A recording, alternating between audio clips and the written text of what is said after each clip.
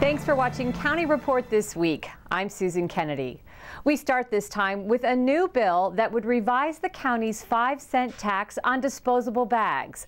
The measure would limit the tax to bags distributed at food stores and repeal the tax on plastic food takeout bags. It's time to revisit it and limit it to the area where people are pretty comfortable with bringing their own bags, and that's at the grocery store. So the point of this bill is to really pull back from the extent of the previously approved legislation, so we don't have people in Macy's debating about whether they're going to carry their underwear around this mall or pay for bag. Let's do it right, let's do it responsibly, let's do it in a way that works for people. I think that's a mistake, because I know for some that's an inconvenience, but we pay for that inconvenience. And if you are inconvenient and you go to the shopping malls and you do not want to bring the bag, then you pay that fee because someone else is paying it for you. Someone else is paying the increased taxes and revenues to provide that relief that we need, or the response that we need, which is right now about $4 million. And so, yeah, it may be inconvenient. This is why you have an alternative. If you're not responding by taking the bag in, you pay the fee. I don't think that we've had enough time yet to continue to evaluate that in terms of inconvenience. Well, I understand that for some people it's a little bit of a stretch to remember to bring bags into department stores, and some of the things they're buying may not be something they would bring a carry-out bag in, but they can bring this bag in. They can put a lot of things in this bag. They can take a little bag like this right out of their pocket, and it opens up into a big bag, and you can use that to put your anything in, or you can pay the 5 cents, and 4 cents of that goes to cleaning up the environment. You can just pay the 5 cents if you don't want to bring one of these bags in. Ride-on passengers will be able to ride for free while helping feed the hungry in our community. With the annual Give and Ride campaign in full swing for a week, county officials hope to get enough donations to restock the food pantry at Manna Food Center. Lorna Virgili has the story. Drop a can, a box of cereal, or even baby diapers, and you can ride for free. Ride-on launched its 26th annual Give and Ride campaign, where passengers can donate non-perishable food or children's items and get a ride free. It's a worthwhile campaign that distributes foods to the many in Montgomery County. Currently, Manna Food alone provides food to approximately 3,600 families. That's a 20% increase in the last few years. That's a large number of people.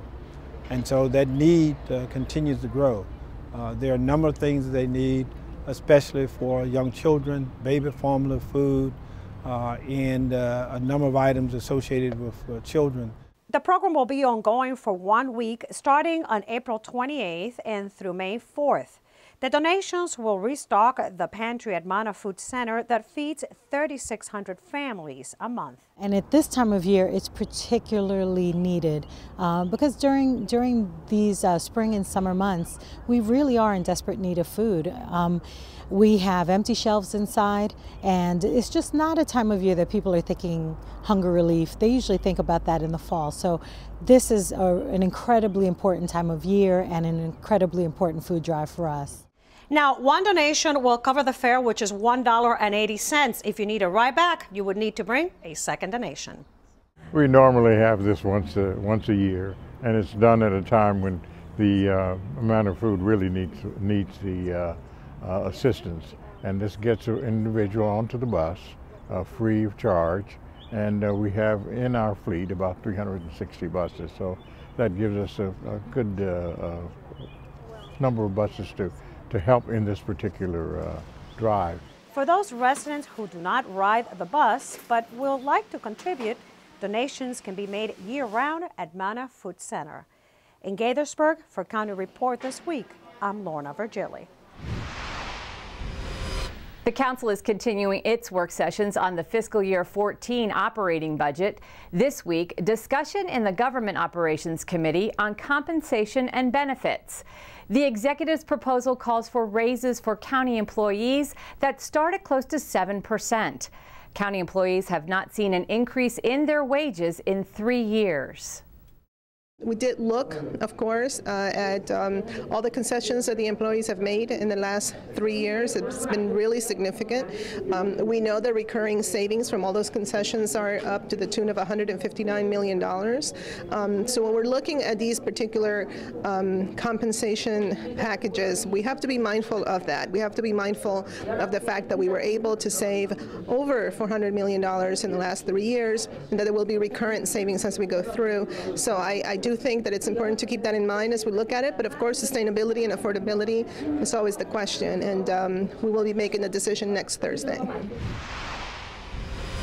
Though ground has yet to be broken at the proposed town center in Clarksburg, there is other progress underway in that community. Recently, Bennigan's restaurant opened, making it the only sit-down restaurant in town, and a Harris Teeter is currently under construction. There are also reports that 2 developers are looking at building an outlet mall in Clarksburg as well. Councilmember Craig Rice says it's all welcome news for this up-county community. Well, it's very exciting, to see that things are finally starting to move and actually come to fruition in Clarksburg. It's one of the things that I started off at the very beginning saying with my term that I would focus on making sure that Clarksburg economic development happened, and we are now starting to see the first signs of that. All of it tied together with recent funding from the state with regards to the Corridor City Transitway and the potential for us to try and bring that up to Clarksburg Town Center. It's all just a great synergy, so I'm just really excited about where we find ourselves right now. The Executives Commission on Veterans Affairs sponsored the annual Vietnam Veterans Reunion at the Silver Spring Civic Center. Dozens of veterans participated in the commemorative program that included several keynote speakers and resource tables where they could find information about programs and services offered to veterans. I think this country learned a very painful lesson in Vietnam. A war in which too many of our returning soldiers were not greeted home with the dignity and respect that they deserved. And we learned as a result of that, that even if people disagree with a political decision to go to war, you should never, ever take that out on the soldier. Many of the veterans attending the event wore their military uniforms or veteran organization attire. It's estimated that approximately 50,000 veterans reside here in Montgomery County. Still to come on County Report this week, we'll tell you about a recent sellout event at Strathmore. And are you smarter than a 5th grader? Some Montgomery County adults found out if they passed the test. I'm Rockville 11's Jennifer Ligsay. We'll tell you why the city of Rockville has been named Tree City USA for 24 consecutive years when County Report this week continues.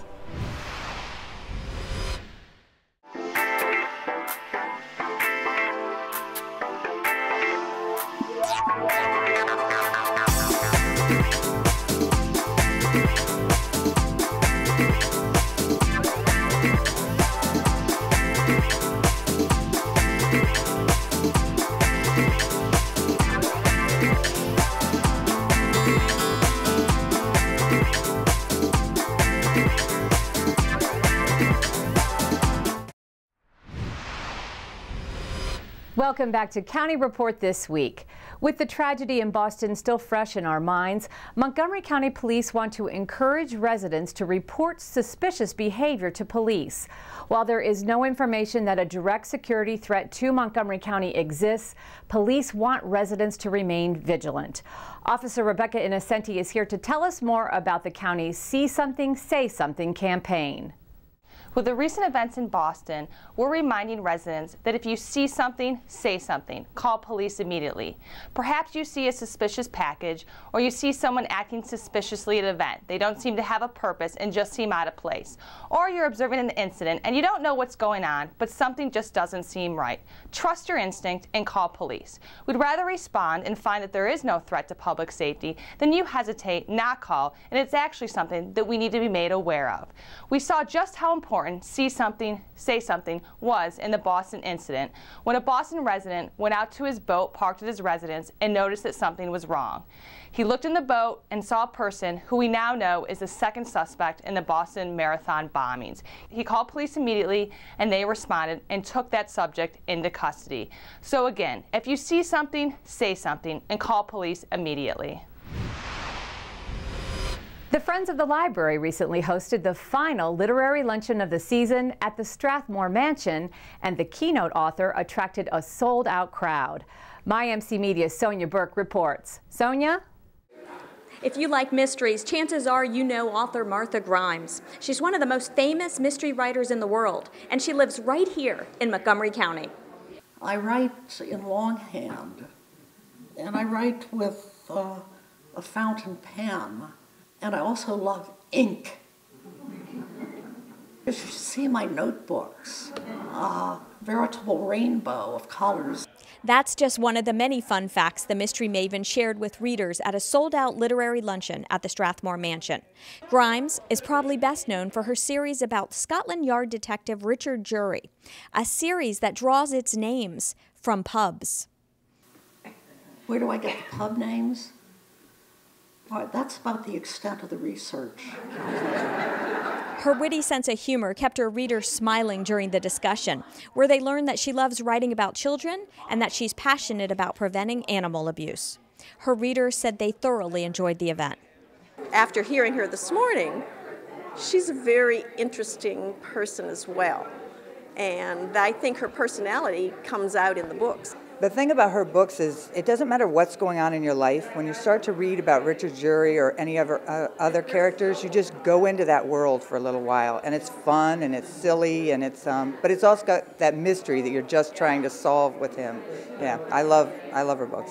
This was it was a great crowd, and they were so enthusiastic about meeting Ms. Grimes. I feel like she has a great sense of humor, and she was very crowd-pleasing. A Bethesda resident, Grimes said it was extremely important to connect with her readers, and she said their compliments never grow old. I don't know about you, but I've certainly enjoyed this. Thank you very much. In Bethesda, for County Report This Week, I'm Sonia Burke reporting. In just a few weeks, the Friends of the Library will be hosting an evening with poet Richard Blanco at the Rockville Library on May 17th. Tickets are now on sale. For more information, go to the Friends of the Library website. The Montgomery County Public Schools Education Foundation is pitting students against adults, but as it turns out, everybody wins. MCPS TV has the story. A night of questions, answers, and fun was had at the first of 3 Are You Up to the 5th Grade Challenge events. This event, held April 18th at Damascus High School, starred 4 local celebrity contestants answering questions straight out of the MCPS curriculum. Helping the contestants out were 5th graders from several MCPS elementary schools. The event was sponsored by the Montgomery County Public Schools Educational Foundation to celebrate MCPS students and raise awareness of instructional programs. Well, we really wanted to give the public, including parents, a window into how a classroom environment really is using technology, seeing how we encourage our children to learn. The evening of fun was co-hosted by Superintendent Josh Starr and Miss Ginny Gong, the Executive Director of the Montgomery County Community Use of Public Facilities Office. The first round of brave contestants were John Manis, the student member of the Board of Education, Commander James Fenner of the Montgomery County Police Department, Wayne Esworthy from Wagner's Meats, and Daniel Schreider, CEO of Sandy Spring Bank. I found it very interesting. I enjoy working with the youth, and we hopefully can make an impression on the young folks to maybe look in law enforcement as a career later on. I thought it would be interesting to see what it's all about and to support the kids. As for answering 5th grade questions, I think kids are smarter today than when I was in the 5th grade, so we'll see. The contestants won a total of $14,000 in MCPS Foundation grants for local elementary schools. 2 more 5th grader events will be held on April 24th at Imagination Stage in Bethesda and April 29th at Olney Theater in Olney. For more information and tickets, visit the MCPS website and look under In Our Community. And what advice do the participants have for future contestants? Try your hardest, keep thinking about teamwork, and just have a good time. The city of Rockville has been recognizing Earth Month all April, and they kept the celebration going at the annual Arbor Day event, and our Jennifer Ligsay has more. That's right, we've branched out to celebrate Arbor Day in the city at College Gardens Elementary School. We're learning why the future of trees is rooted in the kids. It is our duty to take action for our planet, and today is a perfect example of this action set forth. And I am just so proud. The school's 5th grade class and the local Girl Scout troop joined the city of Rockville and the mayor and council in commemoration of Arbor Day in the city.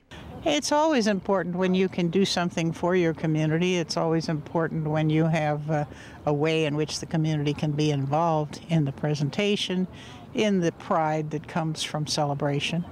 And the city of Rockville has something to celebrate with their Tree City USA designation, according to City Forester Wayne Knoll. We planted 2 willow oaks out on the playground to help provide shade for the seating benches and the playground. So the Arbor Day tree planting ceremony is something we do every year as part of our Tree City USA status.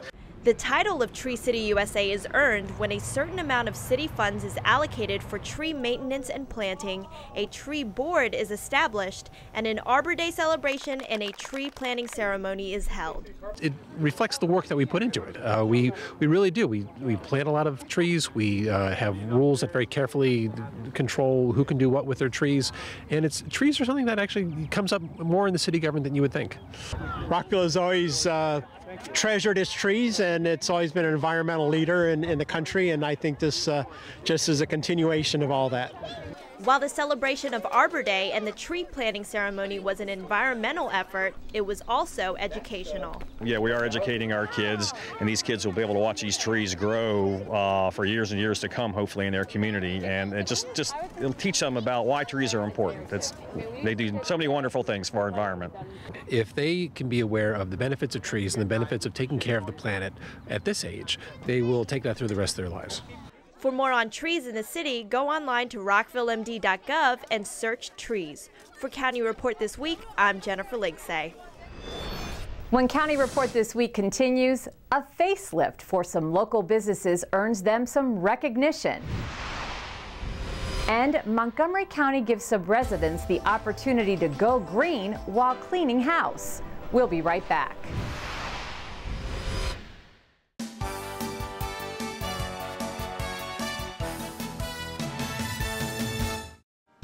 Registration for summer and fall semester classes at Montgomery College is underway, and now is the perfect time to sign up for the class you want when you want it.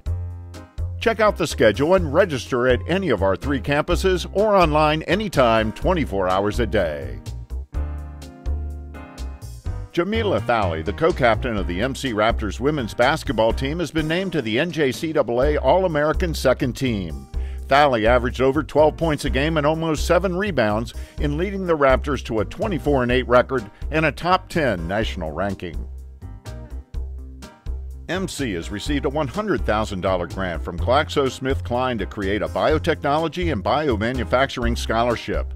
The grant will support the college's efforts to create a highly trained workforce for Maryland's biotechnology industries.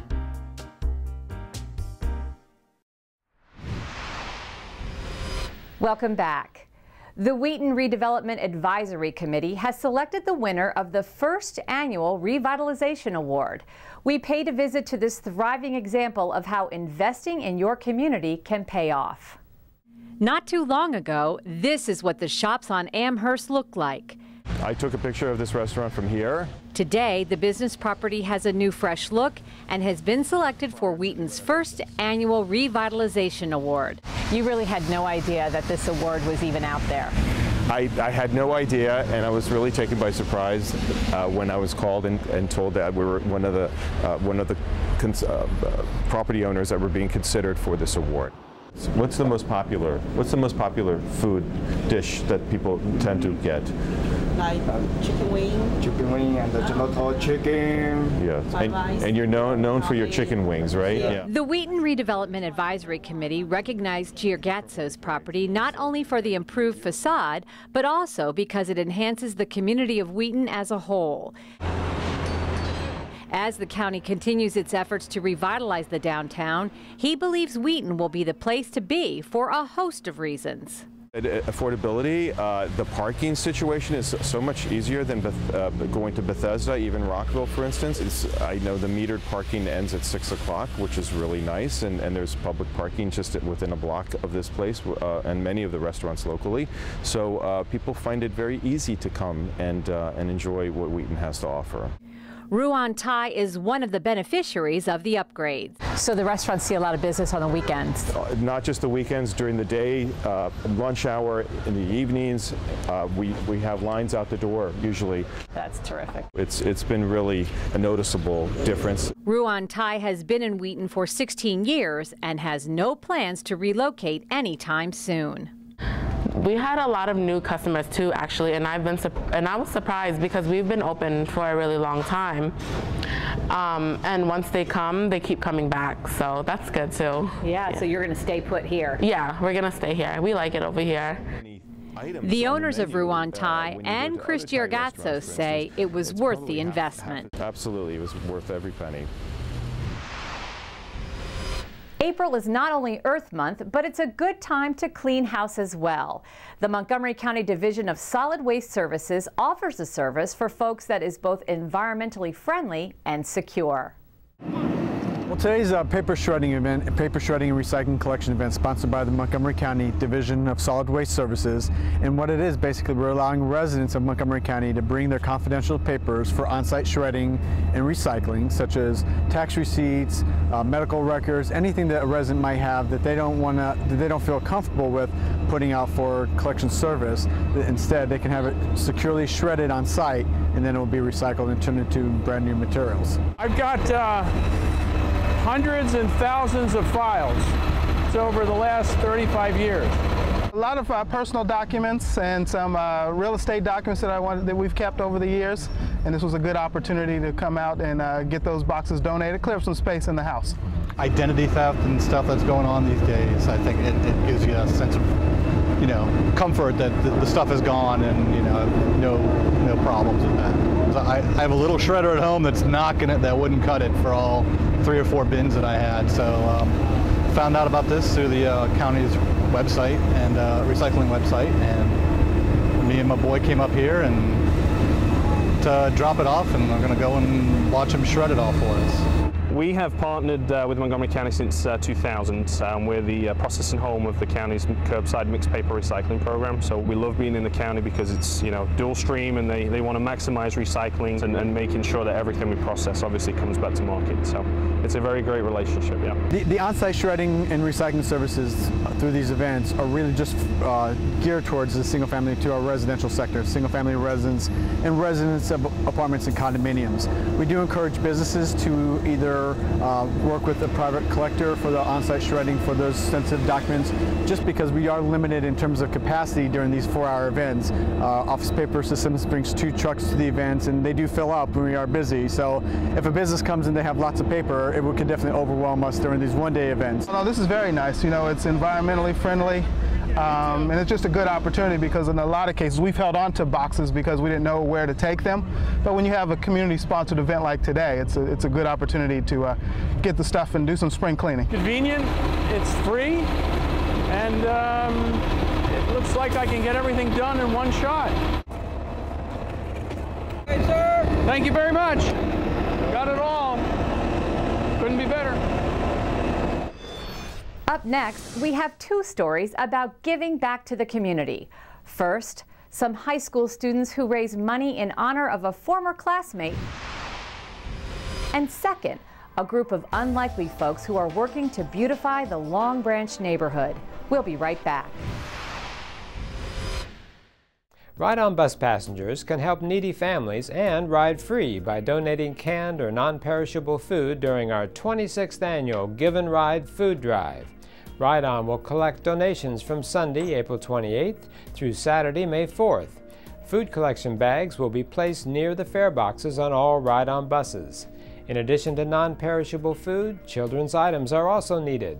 Food collected through the drive goes to the Manna Food Center, which feeds more than 3,600 hungry families a month. For information on Give and Ride, call 311 or go to the county's website at montgomerycountymd.gov/rideon.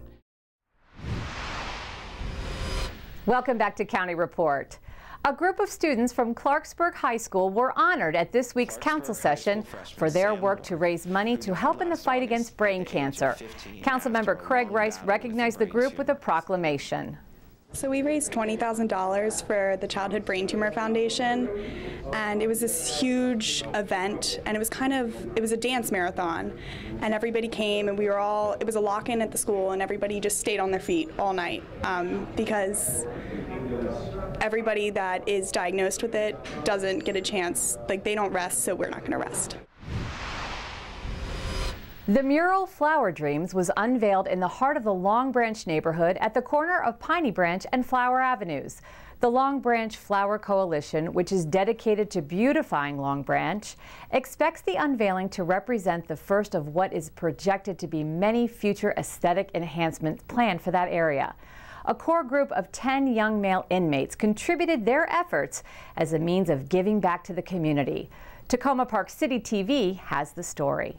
So exciting to see this mural on this wall. It just tells me that we're just beginning something here, the beginning of more to come. And the fact that inmates who are probably from this community were able to do this beautiful piece of art that will be here forever. For me, one of the best things about the project is just seeing how proud the inmates were with what they had created. So this mural was created with large-scale stencils that were layered on top of each other, and they were drawn, cut, and the paint colors were mixed by the inmates, and they chose where the placement of the images on the wall. These are really intense projects for me as an artist, and one of the most rewarding projects I ever been involved in. It's really interesting to see the linkage with the Montgomery County Correctional Facility, and having the help of the inmates there, and their involvement is a whole new aspect of public art. It's going to be nice to see when the city does the installation of the sculpture across the street, so that there will be some interesting communication back and forth between the county and the city. I heard somebody say a little while ago that there are lots of walls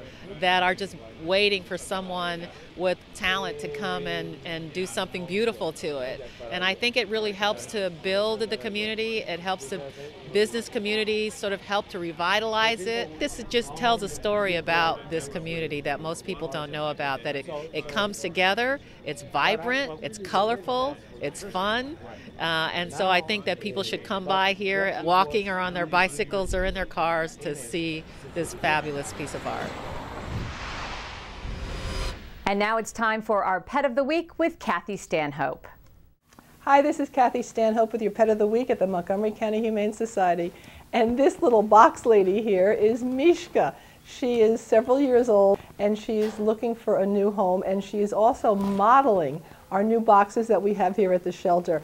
This is something that we're now putting in the cages with the kitties, and they seem to love it. It gives them a little bit more security, and when there's a lot of chaos going on, which unfortunately that happens a lot at the shelter, the dogs start barking and the cats start meowing, and the animals get stressed out. These little boxes are giving them a place to hide when they want to get away from it all. And the nice thing about it is when you do come down and adopt a pet from us, the box will go home with the cat. So it gives her a kind of a sense of continuity, and she can feel more comfortable more quickly in her new home. But Mishka is an altered female. She wants to go home with you. She's a very nice cat. She would like to remain an indoor cat. She's never been outside before, and she wouldn't know what she was getting into if you were to let her out. So this is a cat for you if you are willing to keep her indoors. And she likes to cuddle on laps, she likes to play, but I'm told she's also a cat that likes to have a little her independence. So sometimes she just likes to go up over on a nice cushion and curl up by herself and have a little me time, which is perfectly acceptable. And as you can see, she's very calm and collected. She gets along well with everybody. Come on down to the shelter and meet Mishka. She wants to go home, and she wants to take her new box with her, so she'll have a good time with you, her new house with you. So give us a call at 240-773-5967 or visit us on the web at mchumane.org. Misha wants to go home with you, so come and get her. Well, that does it for this edition of County Report This Week. But remember, we do want to hear from you. Share your ideas on the county's new social media site, engage.montgomerycountymd.gov, and you can also like us on Facebook.